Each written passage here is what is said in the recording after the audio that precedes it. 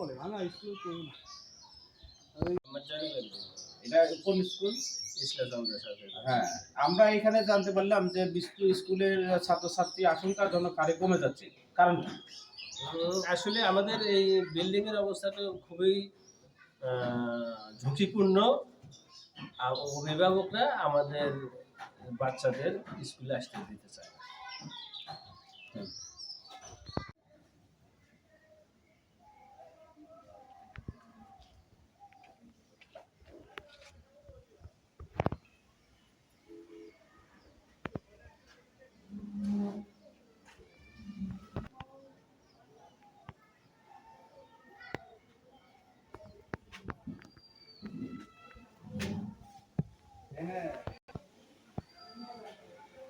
হ্যাঁ,